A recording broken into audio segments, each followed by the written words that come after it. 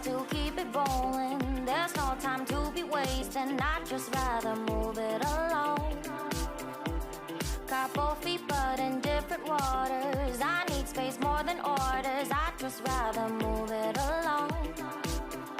I know how you're feeling, 'cause sometimes I do tight. Not tonight. You're gonna hear me. Gonna dance it off goodbye. Salut tout le monde, comment ça va? J'espère que vous allez bien. J'espère que tout se passe bien pour vous. Aujourd'hui, je vous retrouve pour une nouvelle vidéo et c'est une vidéo qui va être bien chargée. Nous sommes en pleine préparation de l'Aïd à la maison, vraiment tous ensemble, toute la famille, du papa jusqu'au petit Waïl, petit Aya, tout le monde. Aujourd'hui, il va y avoir du coup deux sortes de gâteaux. C'est des gâteaux qui sont extrêmement faciles à faire, très très bons, délicieux, qui demandent d'ailleurs pas de farine et qui demandent quelques minutes, en moins d'une heure, vous les avez préparés. Vous allez voir ça avec moi quand je vais les préparer tout à l'heure. Mais avant toute chose, je vais commencer par un grand ménage. Il va vraiment falloir qu'on continue le ménage de printemps. Et puis aussi pour bien accueillir l'Aïd dans de bonnes conditions, j'ai envie de dire. C'est des choses que j'ai envie de faire depuis très très longtemps. Et d'ailleurs, je vais vous présenter mon nouvel ami, mon nouvel appareil qui va vraiment, je pense, me changer la vie. Je ne vais plus pouvoir m'en passer. Vous avez le lien en barre d'informations si jamais ça vous intéresse. Et vous avez le lien de deux appareils. Donc, si vous mettez les deux dans votre panier, il y aura un aspirateur balai qui sera offert. Donc, vous avez deux liens. Vous mettez, si celui que je vais vous présenter vous intéresse et que vous voulez le prendre, mettez-le dans votre panier et mettez en plus de ça l'aspirateur balai que je vous mets également en barre d'informations dans votre panier et vous allez voir que vous n'allez n'en payer qu'un seul et du coup l'aspirateur balai va vous être offert pour l'achat de l'appareil que je vais vous présenter tout de suite. Je trouve que franchement l'offre est hyper intéressante. N'hésitez pas à aller voir et à aller regarder en barre d'informations. Sur ce, c'est parti, on va commencer. Voici du coup notre nouvel ami. Alors c'est mon mari qui va s'en occuper aujourd'hui puisqu'il avait hâte de le tester. C'est le Tineco Carpet One. C'est un laveur de tapis. Et comme vous le savez, chez moi, il y a des tapis dans toutes les pièces. Au total, on a 6 tapis plus de la moquette dans la chambre parentale. Et on en avait surtout besoin pour la chambre parentale puisque c'est une moquette qui est beige, mais également pour tout le reste de l'appartement. Donc, on est vraiment très content de l'avoir. Alors, c'est le Tineco Carpet One, encore une fois. Donc, voici comment est-ce qu'il est.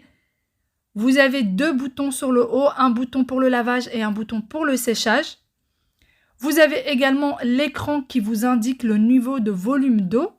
Vous avez aussi l'halo bleu qui se transforme en rouge si votre tapis est très sale. Et vous avez aussi le bac d'eau propre et le bac d'eau sale. Donc ça vous indique s'il y a assez d'eau dans chacun. Donc celui-ci, c'est le bac d'eau propre dans lequel on peut mettre jusqu'à 2 litres. Et vous avez juste en dessous le bac d'eau sale dans lequel vous pouvez mettre 1,5 litre. Donc là, vous avez la petite pédale pour pouvoir retirer le bac d'eau sale. Donc voici comment on le retire, c'est vraiment très très facile à retirer. Et donc vous ouvrez cette petite trappe pour pouvoir le vider ensuite. D'ailleurs la prise est très longue, donc vous pouvez faire vraiment toute une pièce sans aucun problème et vous pouvez ensuite la ranger juste à l'arrière. Il n'est pas si gros que ça, je m'attendais à quelque chose de beaucoup plus gros, mais finalement pas du tout. Donc là, je vais venir pour commencer remplir le bac d'eau propre. Vous pouvez aller jusqu'au maximum, ce qui est indiqué juste là. Et vous avez également le produit Tineco qui est fourni avec. Pour ce qui est du produit, il a une jolie odeur de propre, comme ce qu'on a quand on sort nos vêtements de la machine. Vraiment, ça sent très bon, j'aime beaucoup. Et ensuite, on va venir tout simplement le poser comme ceci, c'est très facile.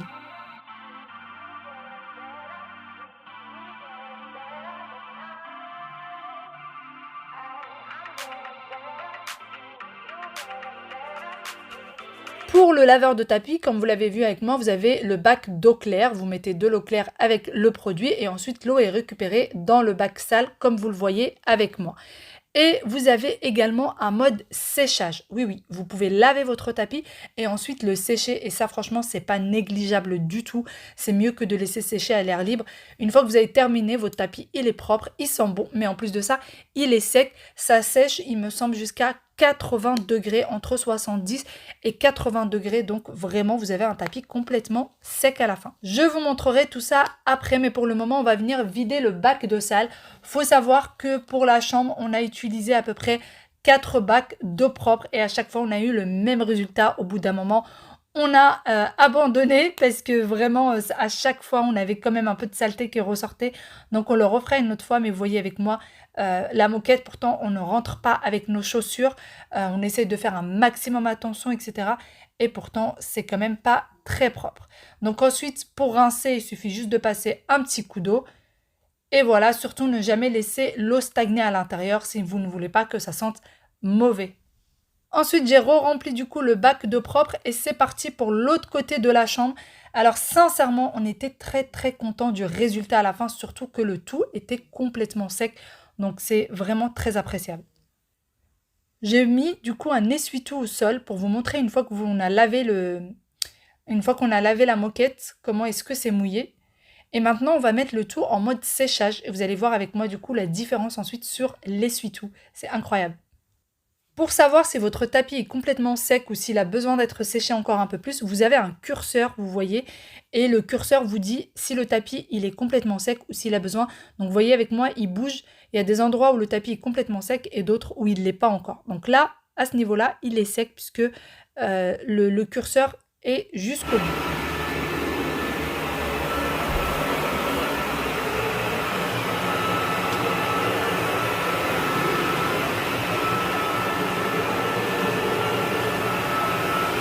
On va voir le verdict.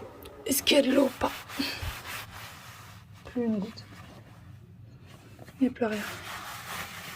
Franchement, complètement sec. Plus rien.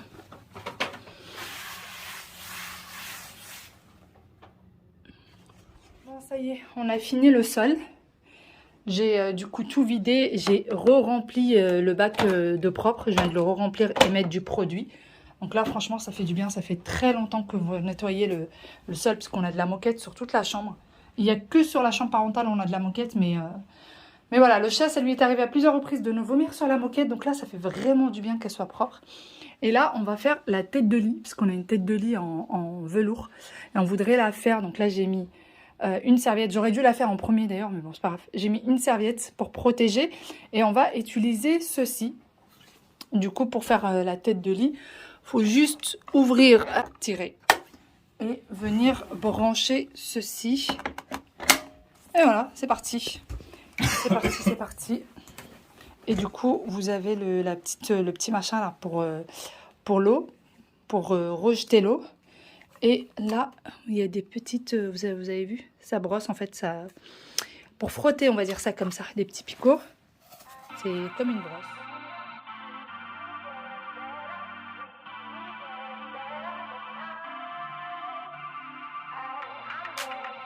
Donc comme vous l'avez vu avec moi, c'est essentiellement un laveur de tapis, mais vous pouvez également faire les têtes de lit, les canapés, les chaises, etc. Tout ce qui est en tissu, vous pouvez le faire sans aucun problème.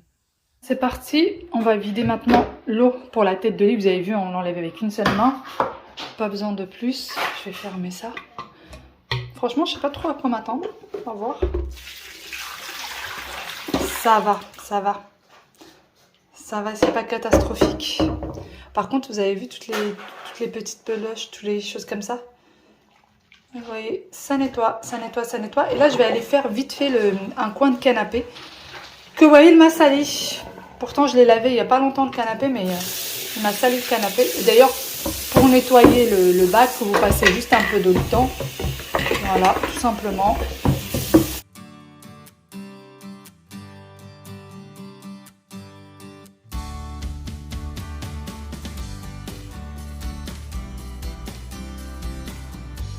Si le Carpet One vous intéresse, donc le laveur de tapis, n'hésitez pas à aller en barre d'informations, vous avez tout ce qu'il faut. Donc moi, c'est parti du coup, comme vous voyez avec moi, j'ai le petit coin qui a besoin d'être lavé et puisque je l'ai en main, qui a le produit, etc., c'est parti, je vais nettoyer tout ça. D'ailleurs, la petite brosse, elle lave, elle frotte, mais elle aspire l'excédent d'eau également. Je vous retrouve bien après, je me suis reposée un petit peu. Alors, ça n'a pas l'air comme ça, mais ça nous a pris énormément de temps, puisque ensuite, pour le canapé, j'ai fait vraiment tout un ensemble de petits endroits. Je pensais faire que la coudoir, mais j'ai fini par faire tout un petit truc. D'ailleurs, on pense, quand les enfants reprendront l'école, on fera les tapis du salon, les 2 tapis du salon. Et demain, sans plus tarder, on fera le tapis de la chambre de Wael et le tapis de la chambre d'Aya, parce qu'il va falloir absolument les faire. Sinon, il y a des tapis vraiment partout, et là, pour le résultat de la moquette, c'est incroyable. Franchement, on voit que la moquette est plus lumineuse, on voit tout de suite la différence, et j'en suis hyper contente, vraiment. Donc, pour l'achat du Carpet One, vous avez l'aspirateur balai d'offert. Donc là, vous avez les deux, encore une fois, en barre d'information. Vous rajoutez les deux dans votre panier, mais vous ne paierez que le laveur de tapis. L'aspirateur balai vous est offert, vous ne le paierez pas. Voilà, c'est juste pour le stock qu'il y a. Alors, si le stock il est terminé, vous ne pourrez plus en prendre, puisqu'apparemment, de ce qu'on m'a dit, il n'y a pas un énorme stock. Donc, c'est jusqu'à ce que le stock de l'aspirateur balai soit terminé, soit en rupture de stock. Voilà. Allez, sans plus tarder, je vais aller faire mes gâteaux. Normalement, c'est censé me prendre une petite heure, donc je vais aller les préparer sans plus tarder. Et dites-moi si vous voulez que je vous en présente d'autres. Moi, j'ai l'intention d'en faire d'autres normalement demain. Donc, dites-moi si vous voulez que je vous en montre d'autres ou pas. Et les prochains, je pense que je ferai des petits gâteaux aux amandes. Et je ferai plusieurs sortes avec la même pâte. Donc, dites-moi si vous voulez que je vous montre du coup les sortes que je vais faire demain. Mais en tout cas, j'espère que ceux-là vont vous plaire. Allez, c'est parti, sans plus tarder. Je vais aller faire tout ça. Avec une couverture qui va sortir. Ouais, oui. Tu fais quoi? Tu veux l'embêter, Wael? Allez, Wael, tu veux l'embêter, Nouné? Récupérer les jouets. Alors, c'est elle qui t'embête. Hein?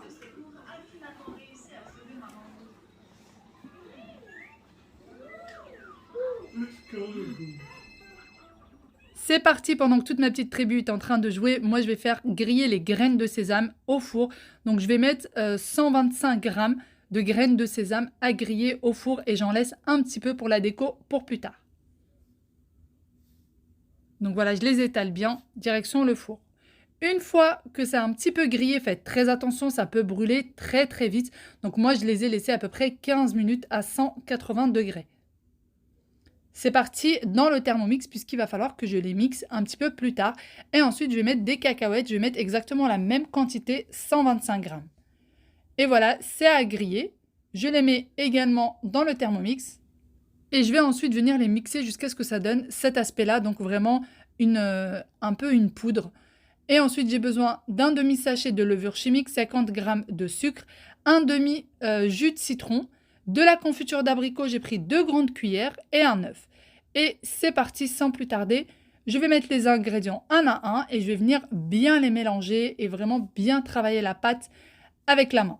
J'ai donc incorporé tous les ingrédients un à un, donc le mélange graines de sésame et cacahuètes grillées puis mixées, le sucre, les 50 grammes de sucre, la levure, le jus de citron. Je rajoute également la confiture et l'œuf et ensuite je viens bien travailler la pâte avec la main jusqu'à ce que tous les ingrédients soient bien incorporés les uns aux autres. La pâte va être très collante, c'est normal, ne vous inquiétez pas, c'est tout à fait normal que la pâte soit collante. Voici du coup l'aspect que ça donne. J'ai pris du papier cuisson, les graines de sésame pour la déco et j'ai la petite assiette dans laquelle il y a un tout petit peu d'eau. L'eau va me servir à tremper mes mains pour ne pas que la pâte colle aux mains. Donc je mets ma main dans un peu d'eau de temps en temps quand celle-ci devient trop sec ou que j'ai trop de matière sur les mains. Et ensuite, je fais mes petites boules de pâte, je les mets dans les graines de sésame, j'enroule bien dans les graines de sésame et ensuite je mets sur mon papier cuisson et ça va aller au four à 180 degrés pendant 12 minutes. Vous pouvez d'ailleurs, si vous n'avez pas de graines de sésame, tout simplement les enrober dans du sucre glace. C'est très très bon également. Voici ce que ça donne. Ça donne vraiment une texture fondante à la bouche. Ces petits gâteaux, j'aime beaucoup. C'est extrêmement bon. Une fois que c'est au four, je passe à ma deuxième recette. Et pour ça, j'ai besoin le jus d'un demi-citron, 2 œufs. J'ai besoin également de 60 g d'huile de table. De sucre en poudre, 125 g de sucre en poudre, 100 g de noix de coco râpée et de la semoule fine. J'ai besoin de 250 g. Donc c'est de la semoule fine et non pas de la semoule extra fine. J'ai également besoin d'un sachet de levure chimique. Et c'est parti, je vais mettre les ingrédients un à un et venir bien les travailler.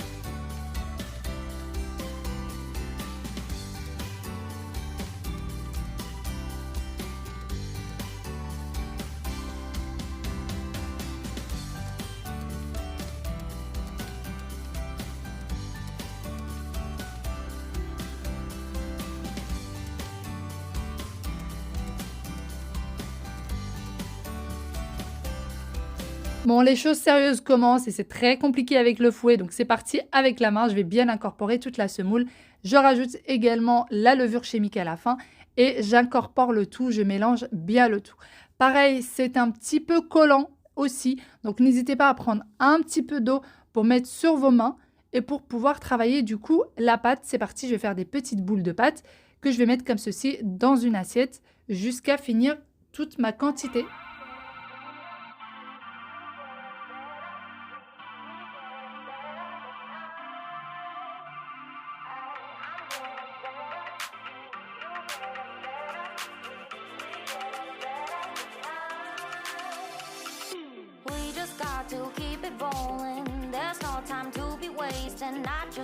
Une fois que c'est terminé, d'ailleurs, j'avais le double de cette quantité-là que j'ai dans une autre assiette. J'ai pris du sucre glace, comme vous voyez avec moi, c'est du sucre glace devant moi. Donc, je vais mettre les boules de pâte à l'intérieur. Je vais bien badigeonner dans le sucre glace et ensuite, je vais les mettre sur ma plaque de four et direction le four à 180 degrés pendant 12 minutes. Essayez cette recette aussi, elle est aussi excellente. Vraiment, c'est des recettes qui sont très très faciles à réaliser et très bonnes. Pour la première recette, comme je vous ai dit, si vous n'avez pas de graines de sésame en plus, incorporez-la comme celle-ci dans du sucre glace. C'est extrêmement bon. Allez, c'est parti au four. Ne pas les laisser trop longtemps au four, sinon ça durcit.